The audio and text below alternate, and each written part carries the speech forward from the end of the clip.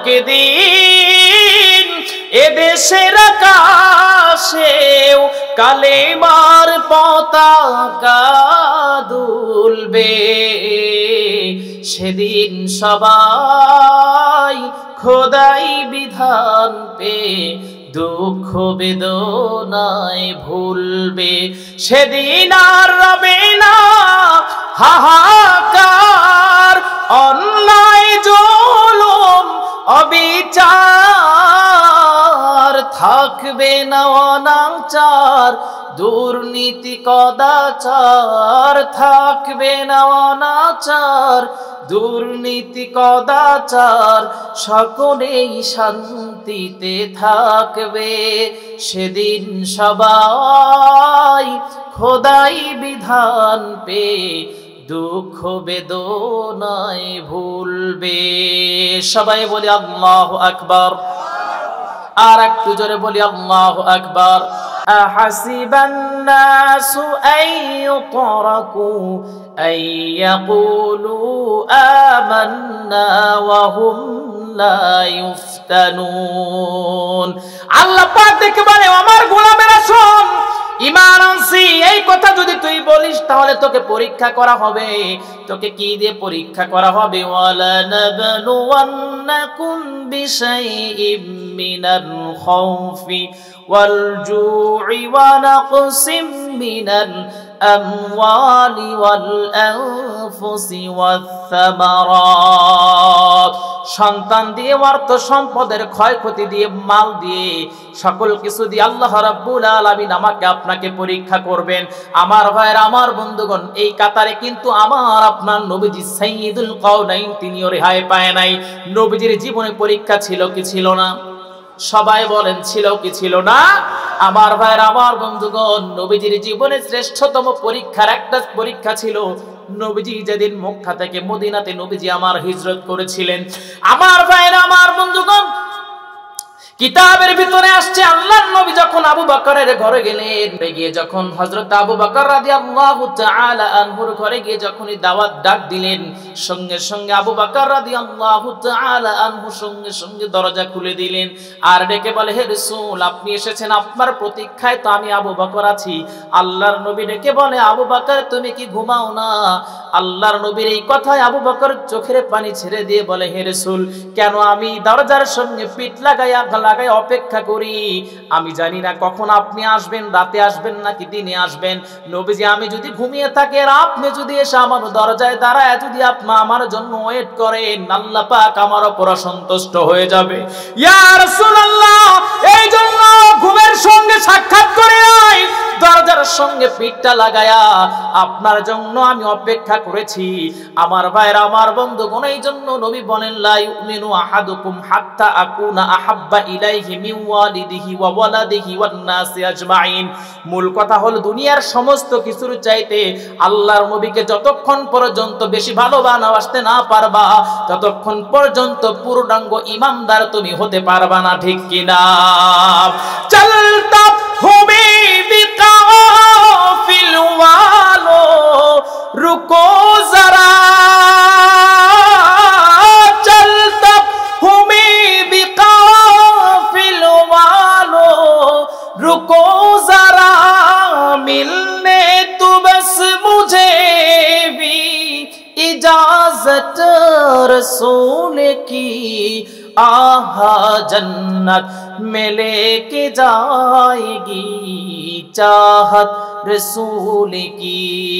क्यों जबान बंद रखबेन ना, जबान खुले बोलेन ना अल्लाहु अकबर। আমার ভাইরা, আমার বন্ধুগণ, নবীজি যখন রওনা দিয়ে দিলেন, কাফের বেঈমানেরা নবীজিকে খুঁজতে লাগলো। এক পর্যায়ে যখন গিয়ে তারা যখন নবীজিকে পেলেন না, তারা অ্যানাউন্স করে দিলেন যে মুহাম্মদকে তোমরা জীবিত অথবা মৃত যদি কেউ এনে দিতে পারো 100 লাল উট তোমাদেরকে পুরস্কার দেওয়া হবে। আমার ভাইরা, আমার বন্ধুগণ, সেই অ্যানাউন্সটা যিনি শুনলেন তিনি হলেন একজন সাহাবী, পরবর্তীতে তিনি হয়েছিলেন সুরাকা ইবনে মালিক রাদিয়াল্লাহু তাআলা আনহু। তিনি যখন এই অ্যানাউন্সটা তিনি শুনলেন, তিনি কোনো প্রকারের ক্রিয়া প্রতিক্রিয়া তিনি করলেন না, কারণ তিনি যদি একটু হাসেন বা একটু যদি আগ্রহ দেখান তাহলে অন্য জনেরা এই পুরস্কারের জন্য পাগল পারা হয়ে যাবে। এই জন্য তিনি চুপ করে রইলেন যাতে কেউ বুঝতে না পারে। আস্তে করে কিছুক্ষণ পর তিনি বাসায় ফিরে গেলেন।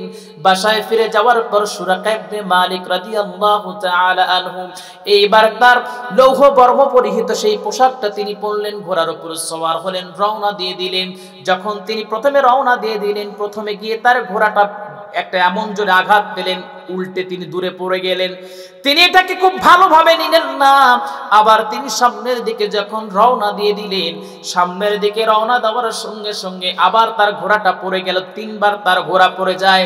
অবশেষে যখন তিনি সামনে গেলেন, গিয়ে দেখতে পারলেন আমার আপনার রাসূল সাইয়্যিদুল কাওনাইন ইতিম নবী মুহাম্মদুর রাসূলুল্লাহ আবু বকর রাদিয়াল্লাহু তাআলা আনহুকে দিয়ে সামনের দিকে মদিনার দিকে অগ্রসর হচ্ছেন।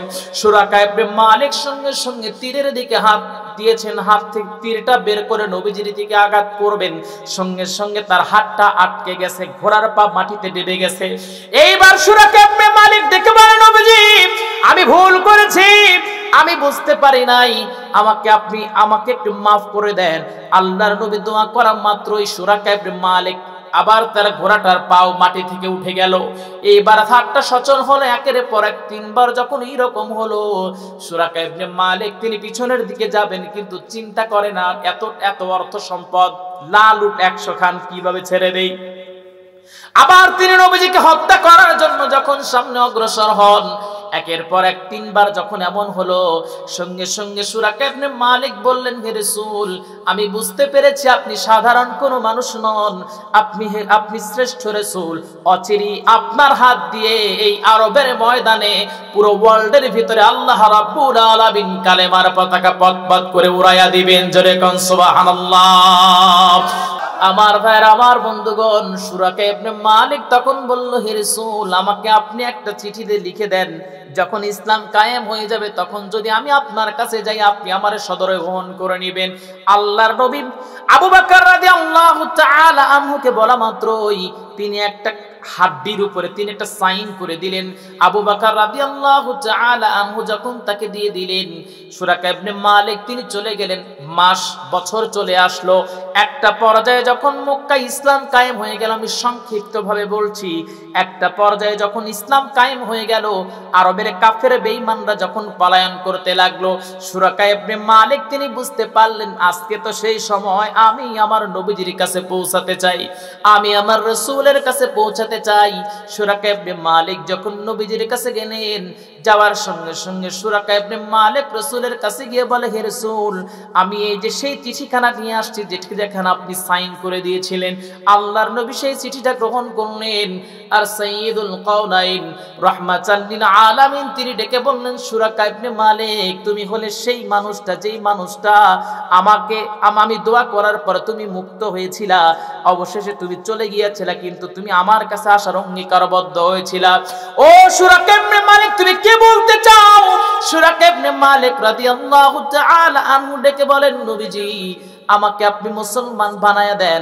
তিনি নবীজির হাতে হাত রেখে বায়াত গ্রহণ করলেন। সবাই বলেন লা ইলাহা ইল্লাল্লাহু মুহাম্মাদুর রাসূলুল্লাহ। সবাই বলি সাল্লাল্লাহু